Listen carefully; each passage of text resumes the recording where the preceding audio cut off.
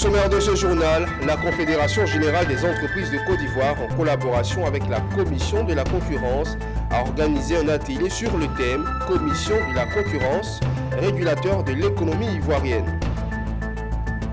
Et vous le verrez dans cette édition, le Centre international de management et d'expertise financière, dénommé CIMEF, a ouvert un séminaire dans ses locaux dans la commune de Cocody. Et bientôt, la phase 2 du projet WACMI verra le jour. C'est à cet effet que les acteurs du secteur des marchés des capitaux en Afrique de l'Ouest ont été formés par la BAD en collaboration avec la BRVM. Et Marie-France Madou, présidente du mandat 2023 de la JCI Abidjan Leader, passe le flambeau après une mandature bien remplie. Plus de précisions dans cette édition.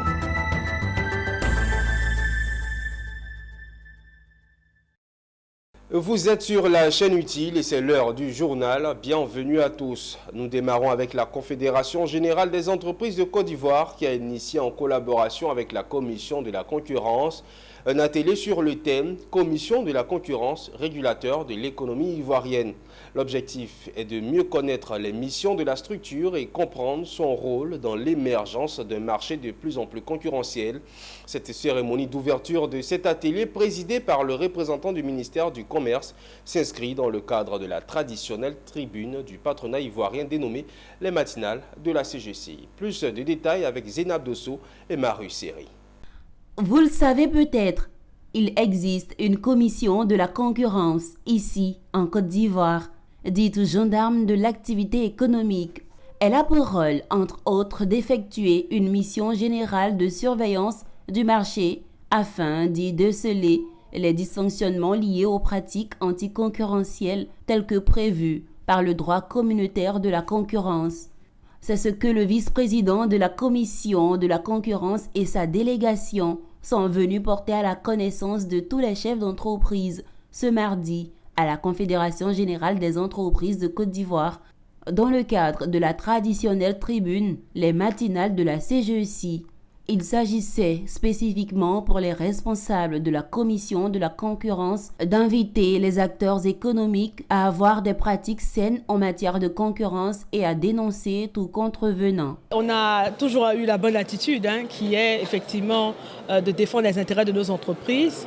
Et aujourd'hui, avec tous les éléments que nous avons pu en tout cas obtenir, il est clair aujourd'hui que ça sera plus facile pour les entreprises de pouvoir justement avoir recours à la commission de la concurrence. Il faut dire aujourd'hui que nous avons tous des intérêts industriels, des intérêts commerciaux qui sont très importants pour nos entreprises. Et il est important également avec ce qui arrive. On nous parle aujourd'hui de zones de libre-échange de ZLECAf. Il est important que le jeu de la concurrence soit de mise pour que les entreprises garantissent en tout cas leurs activités au niveau national. Je remercie également au nom de la Commission de la concurrence, la Confédération des entreprises de Côte d'Ivoire, en abrégé la CGCI, qui nous a donné l'occasion de pouvoir vulgariser encore davantage nos missions auprès du monde patronal. Parce que nous existons pour eux, à la fois nous existons également pour le consommateur. Il faudrait que toutes ces structures aujourd'hui sachent que la Côte d'Ivoire a réglementé la pratique de la libre entreprise. Et nous sommes le gendarme, nous veillons à l'exercice des lois librement établies par la Côte d'Ivoire sur le commerce. Plusieurs thématiques ont meublé le rendez-vous, les matinales de la CGCI, notamment l'impact des plafonnements dans le contexte d'inflation sur les entreprises. Un thème qui a suscité les réactions des participants, les représentants du ministère en charge du commerce et les consommateurs. Notons que la commission de la concurrence est née de la volonté de l'État ivoirien pour permettre aux opérateurs économiques d'exercer les activités dans le strict respect de la réglementation en vigueur. Les responsables de la prestigieuse école, la China Europe International Business School, ont animé à Abidjan ce lundi une conférence de présentation de cette grande école internationale de commerce. avec sa mission de former des dirigeants responsables d'entreprises et d'émurer une grande école de renommée internationale dans la recherche et la pratique commerciale.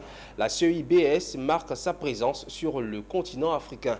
Pierre Tebeu et Augustin Kra nous présentent la CEIBS présente sur 3 continents. C'est une vraie opération de charme que mènent les autorités au plus haut niveau de la China Europe International Business School, CEIBS, à Abidjan. La CEIBS a été créée en 1994 par la Fondation européenne pour le développement du management et l'Université Jiaotong de Shanghai. Cette prestigieuse école présente en Chine, en Europe et en Asie s'est déployée sur le continent africain au Ghana avec le même challenge, participer à la croissance de l'économie africaine et à la formation des top managers. L'Afrique est un pôle extrêmement important pour l'école. Et je crois qu'au contraire, ceux qui sont en Côte d'Ivoire ont un avantage particulier parce que le Ghana c'est à côté et il y a de tas d'autres pays que nous allons visiter, le Nigeria, etc. Et c'est tout à fait important pour l'Afrique. Vous savez, il y a à peu près dans le monde 13 000 business schools et l'école est classée dans le top 20 mondial. Donc vous avez une garantie de grande qualité. Cet établissement universitaire sino-européen propose des programmes MBA à temps plein et en formation continue, ainsi que des programmes pour les entreprises dispensés aux étudiants chinois autant qu'étrangers. On a bien entendu un programme MBA, un programme Executive MBA. On a aussi des programmes sur mesure. Mais je crois que ce dont on est le plus fier, c'est un programme pour des entrepreneurs femmes qu'on fait ici et qu'on fait à Accra, avec un module ici en Afrique, mais aussi un module en Chine et un module en Europe. Et c'est un programme qui a beaucoup de succès. Elle a déjà formé plusieurs responsables qui sont devenus de véritables entrepreneurs sur le continent. C'est une formation qui n'est pas donnée à tout le monde, mais c'est une formation qui vaut la peine parce qu'elle concerne des cadres, des dirigeants expérimentés qui veulent passer au niveau supérieur. Je pense qu'on a beaucoup d'autres écoles qui offrent des programmes, mais on a peu d'écoles qui offrent un programme sur 3 continents.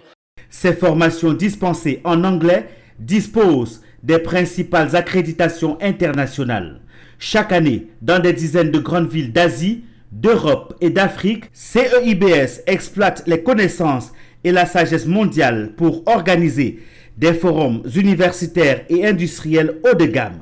Les nouveaux étudiants sont attendus pour les prochaines rentrées.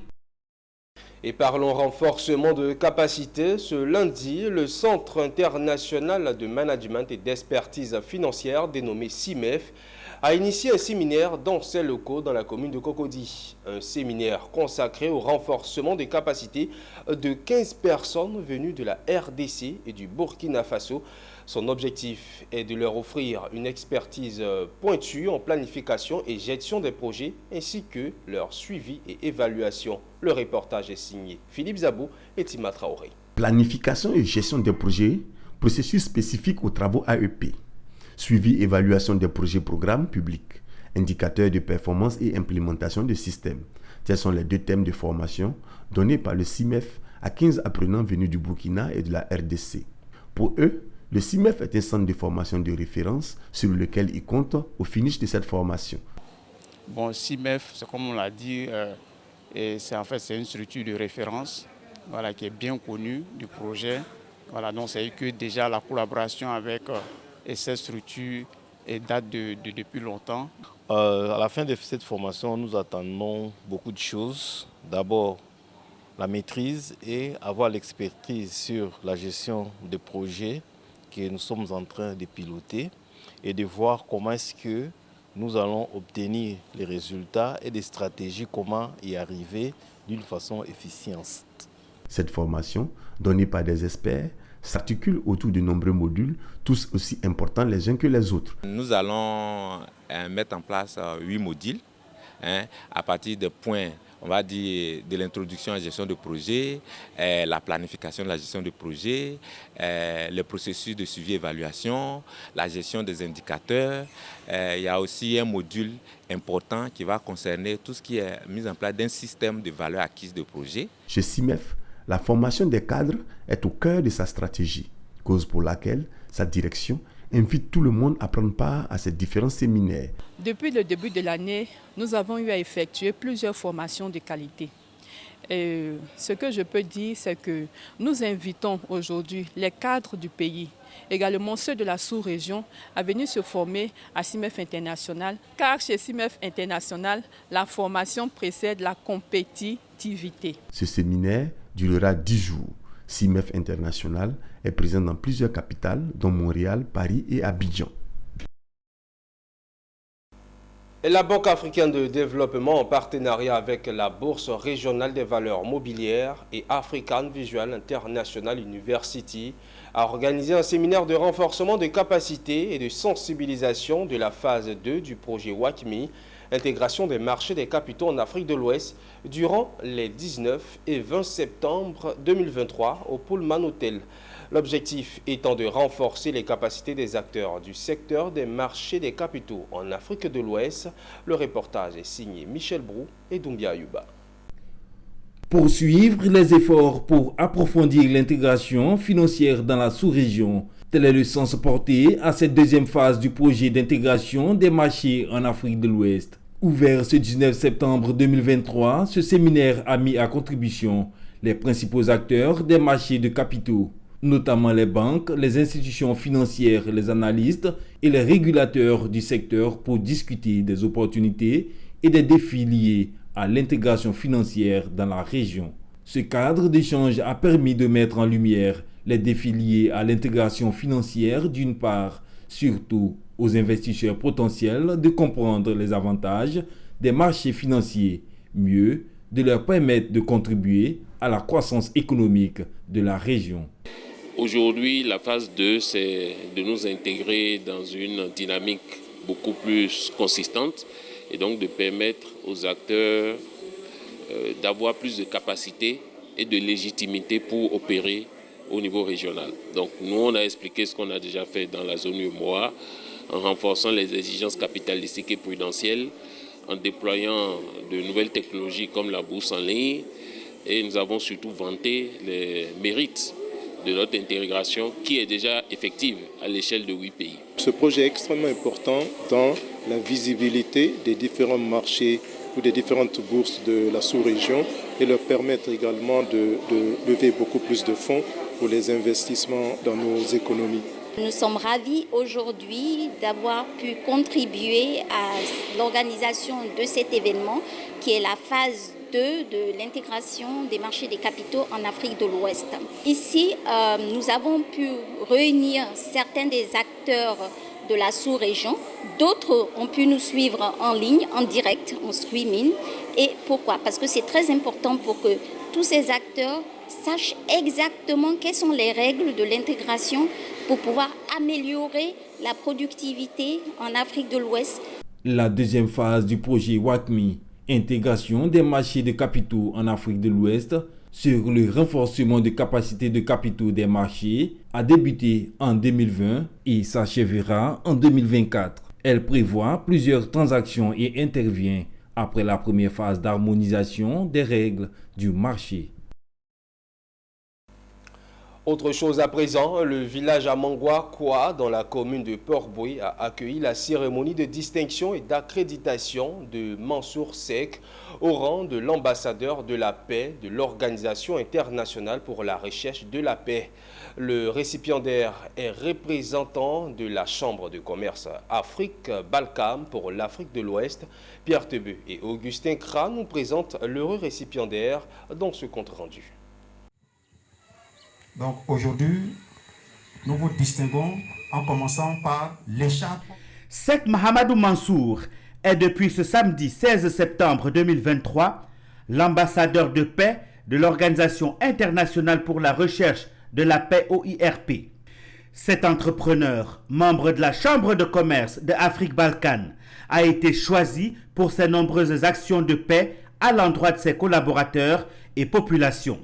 Réputé sérieux, rassembleur, ambitieux et travailleur, il s'est fait remarquer et proposer à ce titre comme ambassadeur de paix de l'OIRP. Il a par ailleurs été artisan de nombreuses actions de paix dans sa communauté. Pour ces différentes raisons, l'OIRP a décidé de faire de lui son ambassadeur afin qu'il puisse poursuivre ses œuvres pour la paix. Mansour est un homme épris de paix et vecteur de cohésion. Ce sont ces qualités-là que nous avons détectées en lui. Et nous, ambassadeurs de la paix, l'œuvre que nous entreprenons, c'est une œuvre noble. Nous voulons qu'il y ait la paix dans notre pays, la Côte d'Ivoire, que la paix soit consolidée dans notre pays, la Côte d'Ivoire. Nous voulons aussi courir aussi avec cette paix un peu partout pour que l'humanité tout entière puisse vraiment épouser cette vision de paix. Une nouvelle mission que le nouvel ambassadeur de paix prend avec beaucoup d'humilité. Actuellement, je pense qu'on doit œuvrer pour la paix, comme il vient de le dire le président lui-même, parce que dans la vie, on n'a que la paix. Donc je pense que dès maintenant, ce qu'il faut faire, de côtoyer avec la chefferie, avec les d'autres personnes qui sont là, et toute cette personne que je peux toucher, il faudrait que je le touche pour œuvrer pour la paix. Les autorités traditionnelles du village Amangwakwa comptent sur lui pour faire régner le vivre ensemble au sein de la communauté. C'est Dieu qui fait toutes choses. Qu'on ait une telle personne chez nous qui prend la paix. Je pense que tout ce que nous recherchons, c'est la paix. La cohésion, la tranquillité, tout ça, c'est synonyme de paix. Et M. Cheikh est bienvenu chez nous. Nous prions Dieu pour cela, nous le bénissons. Donc je pense qu'avec lui, le développement à Mangwa sera dans la tranquillité et dans la paix. Cette cérémonie de distinction et d'accréditation a été rehaussée par la présence des autorités traditionnelles, au rang desquelles le roi Nanangaza IV de Bongwanou. L'OIRP est une ONG affiliée à plusieurs organisations et institutions internationales, dont l'ONU. Intéressons-nous à présent à la Jeune Chambre internationale Abidjan Leader qui a organisé le gala de la convention locale ce week-end. Il était question pour Marie-France Madou, présidente du mandat 2023, de faire le bilan et passer le flambeau à Fulgence Ouéa, président du mandat 2024. Un gala de la convention qui a vu la participation des présidents des Jeunes Chambres internationales du Bénin et du Ghana. Le reportage est signé Djekou de Silva et Maru Siri. La Jeune Chambre internationale Abidjan Leader était là, et ce, à l'occasion du mandat 2023 qui a duré 9 mois. À cette occasion, la présence remarquable de la Jeune Chambre internationale du Ghana, conduite par la présidente Yacouba Rachida, et une délégation béninoise conduite par Pulsedine Assongba Anato pour la Jeune Chambre internationale d'Abomey Ouégbadja. Une cérémonie pendant laquelle plusieurs prix ont été décernés. Il importait à la présidente exécutive sortante, Marie-France Madou, de faire le bilan.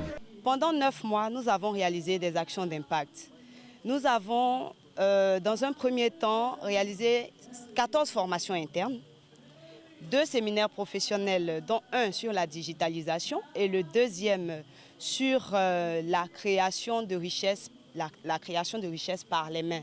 Après 9 mois d'exercice, elle passe le flambeau au nouveau président Fulgence Ouéa. L'objectif premier, c'est déjà de consolider les acquis du mandat qui vient de s'achever. Et ensuite, nous allons nous projeter dans l'avenir en implémentant des projets qui sont déployés sur différents aspects de la société, notamment le volet environnemental, RSE, le volet santé, le volet éducation et surtout la formation individuelle de nos différents membres. À l'occasion de cette investiture du nouveau président de la Jeune Chambre internationale, Abidjan Leader, c'est une occasion qu'il saisit pour continuer à promouvoir les œuvres de la jeunesse. Notons que la Jeune Chambre internationale, communément appelée JCI, est une organisation non gouvernementale internationale à but non lucratif. Elle regroupe des jeunes âgés de 18 à 40 ans. Elle compte des membres dans environ 124 pays. La JCI encourage les jeunes à devenir des citoyens actifs et à participer aux efforts de bonne volonté et de compréhension. La première section locale de la Jeune Chambre a été fondée en 1915, mais l'organisation fêtière internationale de la Jeune Chambre internationale a été fondée au Mexique en 1944. Elle a un statut consultatif auprès du Conseil de l'Europe, du Conseil économique et social des Nations Unies et avec l'UNESCO. Et bonne nouvelle pour les amoureux des affaires de Korogo. Faire des affaires, c'est bien, mais se faire former est encore mieux. La Salomon Bessali Business School, ou l'école des affaires, vient de s'implémenter dans la région du Poro. L'objectif est de former des femmes et des hommes pour en faire des personnes aguerries à la philosophie et à la pratique des affaires. Les participants venus nombreux ont épousé cette vision des affaires et se sont inscrits. Le reportage est signé Ouattara Daouda. C'est la salle de conférence de l'hôtel Iris Mokorogo qui a servi de cadre pour la réunion de rentrée de la première promotion du campus Salomon Bet Saleh Business School, SBBS, ou l'école des affaires, dont la mission est de former des femmes et des hommes pour en faire des personnes aguerries à la philosophie et à la pratique des affaires. Après les communes d'Abidjan et quelques villes du pays, la SBS a décidé d'ouvrir son campus à Korogo, chef-lieu du district autonome des Savanes. SBBS, c'est une école des affaires, c'est une école qui forme dans la pratique et la philosophie des affaires. C'est une école qui, depuis près de 3 ans, qui ne fait que former des entrepreneurs et des investisseurs. Donc nous sommes aujourd'hui à Korogo pour le lancement du campus de l'école des affaires, la Salomon Bessali Business School de Korogo. D'accord. Alors l'école des affaires, la Salomon Bessali Business School adresse une formation qui est destinée premièrement aux étudiants pour qu'ils puissent créer de la richesse même en étant sur les bancs. Ensuite, les salariés qui pourront créer d'autres sources de revenus en dehors de leur salaire. Enfin, les entrepreneurs pour qu'ils puissent consolider leur entreprise actuelle mais en créer d'autres. La fonction publique, je n'ai que seulement mon salaire pour vivre. Quand j'ai entendu le mot entreprendre, j'ai essayé cette opportunité pour venir suivre cette formation. Et j'ai été beaucoup édifié parce qu'on n'a pas besoin d'assez de moyens pour entreprendre. Voilà. Donc voilà l'objectif premier que j'ai reçu. Et l'auteur, le conférencier a présenté 2 œuvres. Vous savez, dans la vie, nous les Africains n'aiment pas lire. Je suis vraiment très contente parce que ce soir, vraiment, j'ai vraiment beaucoup appris. C'est vrai que je suis dans le monde des affaires, mais je dirais qu'actuellement, je pense que je n'avais rien compris. C'est maintenant que je suis vraiment en train d'apprendre. Donc là, je sors satisfaite et je pense que le meilleur reste à venir. D'accord. Et vous allez vous inscrire ou vous êtes inscrit? Bien sûr, je le fais pour moi et pour mon fils. Ah. C'est vrai qu'il est élève, mais je pense que déjà ma relève sera déjà assurée. Merci, madame. Notre oncle. Je pense que cette cérémonie nous a permis de voir la vie d'une autre manière, de voir les affaires, l'entrepreneuriat, le commerce, l'entreprise d'une manière aussi fructive que les autres. Création d'une entreprise, parce que sans vous mentir, je n'ai jamais pensé à ça. Pour nous, dans la tête, c'est l'argent. Quand on crée une entreprise, c'est pour avoir de l'argent. Mais à la sortie de cette cérémonie, j'ai su que la principale motivation de la création d'une entreprise, c'est d'assurer sa pérennité intellectuelle et spirituelle. Créé en 2012, le groupe Intelligent Partnership IP est un groupe d'affaires de droit ivoirien et a pour mission d'inciter ses membres à l'entrepreneuriat et à l'investissement.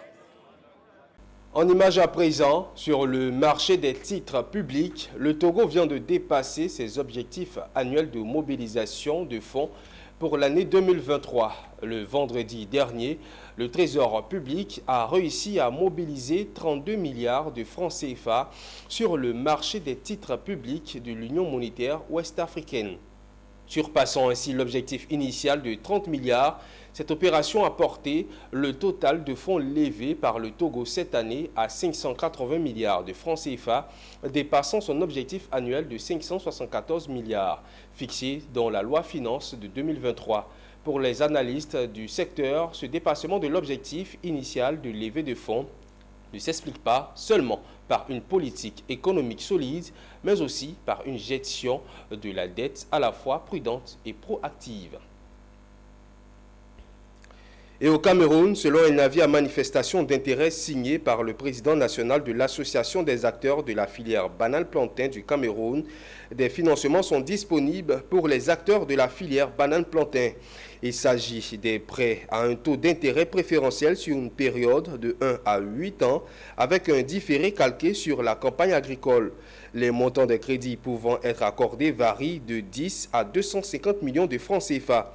Selon Obam Bikwe, cette offre de financement vise à contribuer à l'atteinte des objectifs du plan national d'investissement agricole de deuxième génération qui vise à soutenir l'import-substitution de l'agro-industrie pour développer des chaînes de valeur agricoles et générer des emplois. Et voilà, nous arrivons à la fin de cette édition. Merci de l'avoir suivi. Restez en notre compagnie. Les programmes se poursuivent sur Business 24 Africa.